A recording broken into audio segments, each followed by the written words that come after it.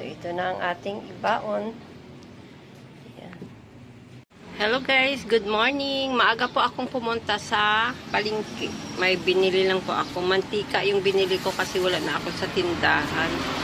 So, medyo malakas ang mantika natin tuwing may mga pasok ang mga estudyante. So, ito po yung nabili ko. Oh. Ang ganda ng kamote, violet. Ito. Oh, yan. Violet po yan. Para siyang ubi. Para siyang ubi ang lalaki. So, 1 kilo lang yung binili ko. 30 pesos yung ano, may pakapin, oh. 30 pesos yung kilo. So, ayan. Para siyang ubi. Meron pang mas malaki dito. Parang isang ano na siya, plato. Ganito. So, ito lang yung pinili ko. Siguro mga 1 kilo yun. Tapos, meron tayong orange na uga na kamote. Pangit lang siya, pero tag ano lang ang kilo, 20. Pangit lang yung ano niya. Balat, pero maganda daw yung laman. Ayan. So, ito. 1 kilo din. Pangit, mas maganda yung nabili ko dito, yung may naglako na kamote. 20 lang yun ang kilo. Pero ano yun, parang kalimaw yata yun. Ito, orange, yung yellow. Ayan, oh. Ito po yung laman niya.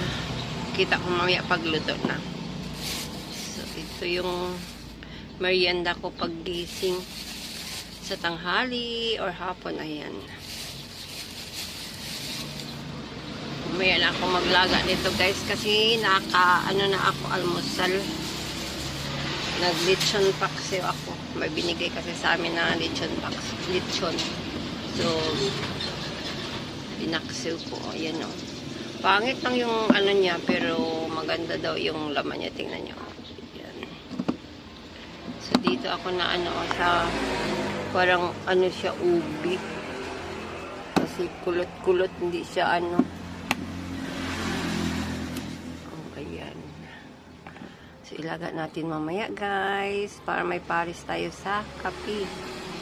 Pala yung nabili ko na gulay guys, oh. Nag-ano na lang ako ng gulay na namili na din.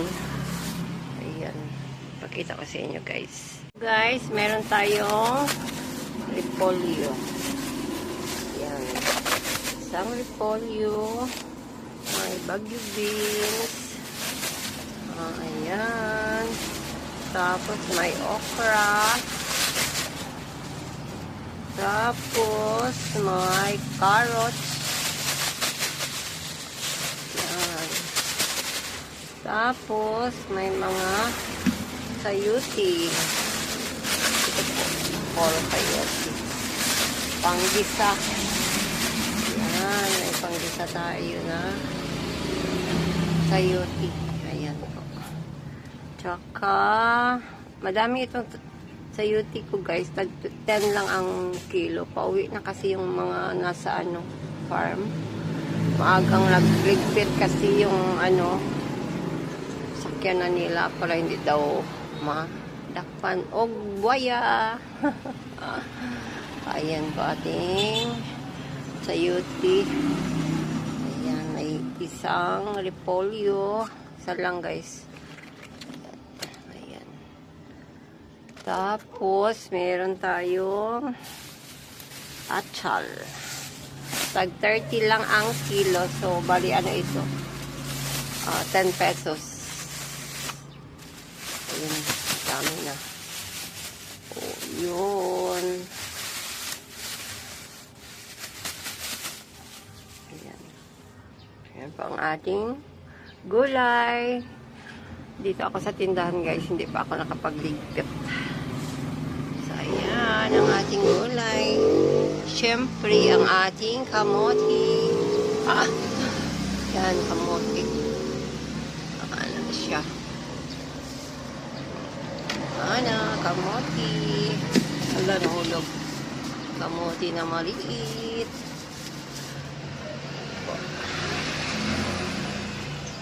Ayan ang ating napamalingki kanina. Asan? Ito sa kamote. Uy, nahulog na naman. Ito pala. Ayan. Tapos, itong mga orange na kamote. Kita lang pala. Kita nyo, guys. Pangit lang yung ano niya, balat. Pero, okay pa man daw yung laman. Matamis po itong orange na kamote, guys. Yung egg, parang egg yellow. Ayan ang ating napamalingki kanina, guys. Ayan. Ilaga muna natin itong kamote. Para mamaya pagising ko may ano tayo merienda. Ayan na purple na kamote. Ayan. Ito pala yung ano, yellow ng kamote. Yan, lagyan na isang piraso purple kamote.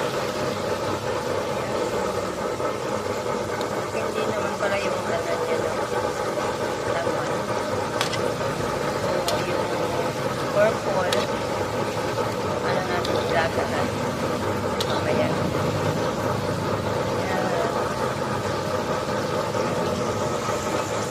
Yung ayong isa ano, isang piraso purple na kamote. So, luto na guys. Hindi ko na lang nilagyan ng sugar kasi super tamis. Super tamis ng ano, kamote na ito. So, hindi ko na siya nilagyan. Yan lang po. Matamis naman. Kasi ano na tayo sa sugar, marami na tayong sugar, so no need na mag-add ng sugar. So ayan po, kain tayo. Yung purple, yung purple na kamote. Yan. Kain! Merienda tayo with kape. Mag-init pa ako ng tubig. Yung stick lang, wala na kung ano-ano pa.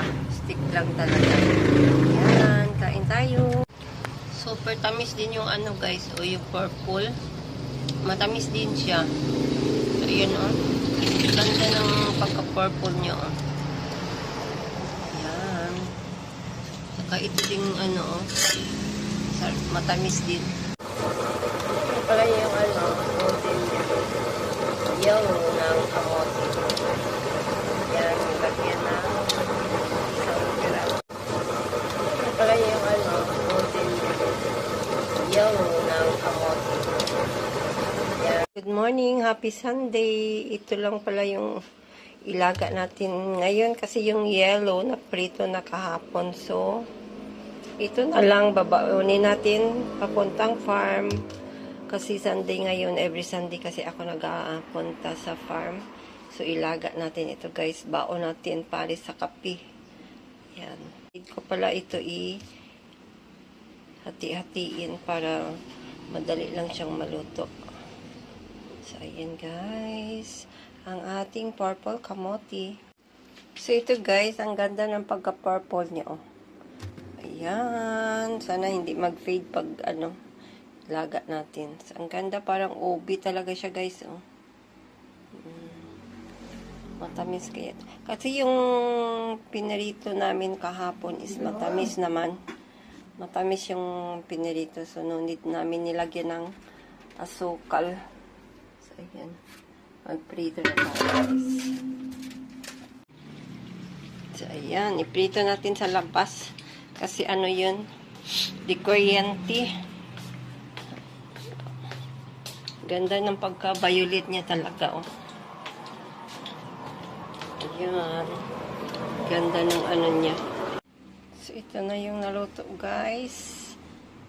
Ayan. So, ayan. Anuhan siya ng tubig. So, ikamay na lang natin. Ayan po. Umuusok-usok pa. Bagong ligo pa naman ako. Okay lang yan. Ayan. Para hindi siya madugmok. So, okay lang pala nyo na dry yung niya. Tubig. So, ayan. So, mag-iwan tayo ng 2 para sa anak ko. So, ayan. Pagod. Ganda ng pagka-ano niya, purple. Parang ano talaga siya. Ubi. Kasi pag, ano ko, pag hiwa ko, malagkit siya. Tapos parang may, ano siya. Ano ba yun? Lagkit-lagkit pa. Ayan. Mahaw na ta guys. Dito na kami sa farm. Yan, kain tayo. Dito kami sa may bahay kubo.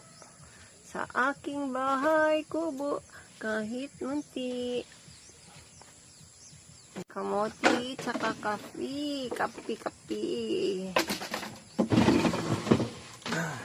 Kain tayo.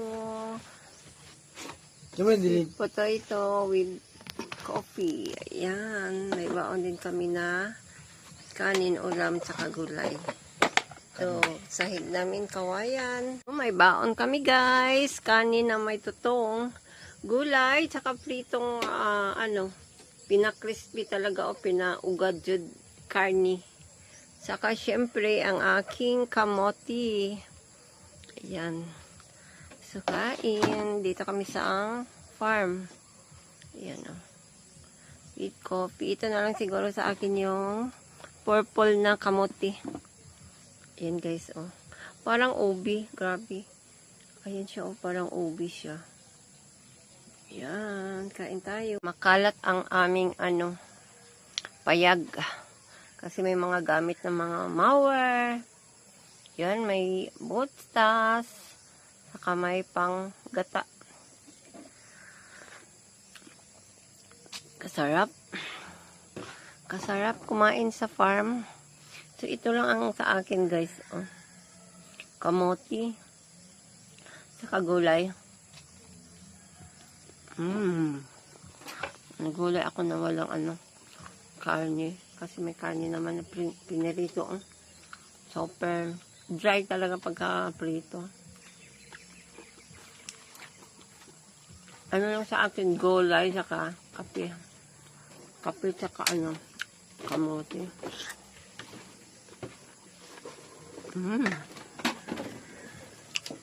Sobrang crispy ng gulay. Half cook lang kasi.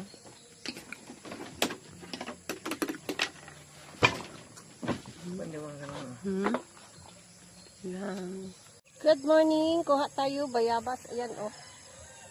Bayabas na pula, native guava. So akyat tayo guys. Naka-jacket ako oh. Kasi pagbiyahe namin malamig. Tara.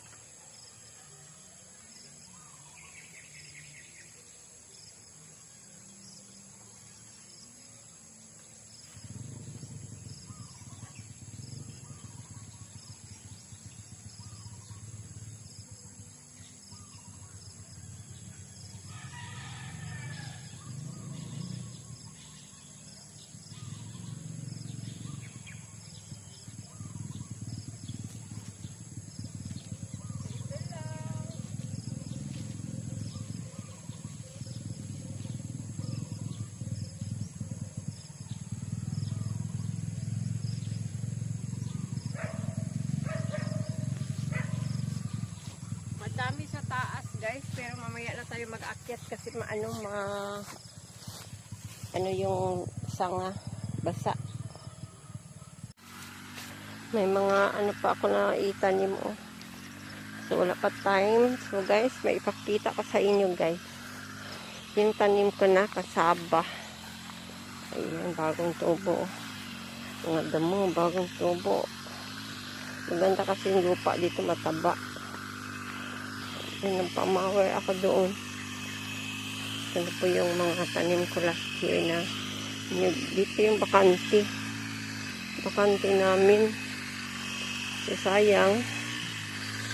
Sinamnan ko na mga niyog. Ayan, malalaki na sila. So, ayan, nagpamawer ako. Ayan. So, ito yung aking kasaba. Ito. Ayan, ito yung kasaba ko. Ayan.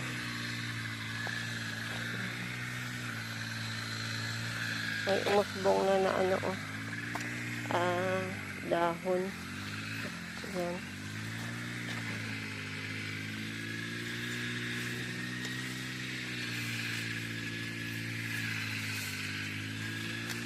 Kasaba yun.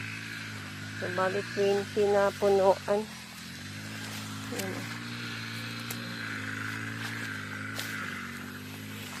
Ayan, umusbong na. Doon pa. Dagdagan pa natin. Ayan. Yung mga niyog, pinamawiran ko yung punuan niya. Saka dito baka next Sunday. Ayan. Mga saging. May bunga na. Tapos may natanim din ako na lakatan. So, buhay na rin.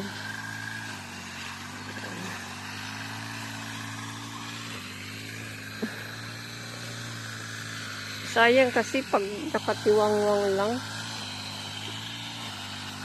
Para sa mga apo. Bahala na hindi tayo makaano. Sa apo na lang. Ayan.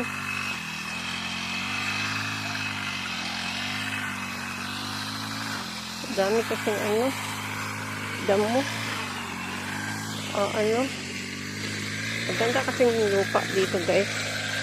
Tingnan yung lupa oh. Ayan. Taba.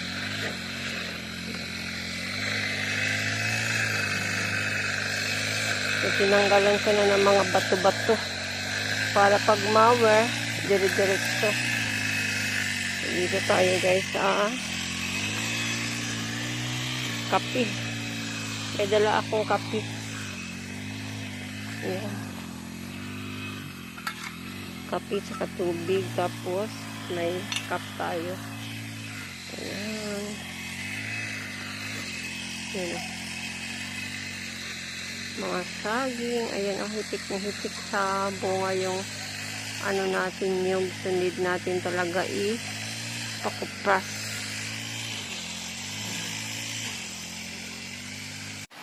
Hi guys, update kayo sa aming mansion. Hindi pa tapos. Ito na yung mansion ko, hindi pa tapos.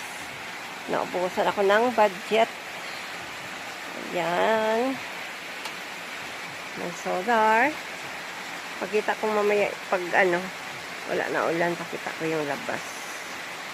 Dito, konti lang, parang isang family bedroom. Master bedroom, parang ganun lang kalaki. Ano pa kita pa yung hindi pa kasi yan tapos. Dapat yan,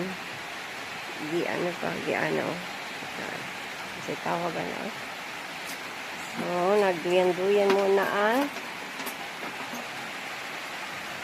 magandang babae.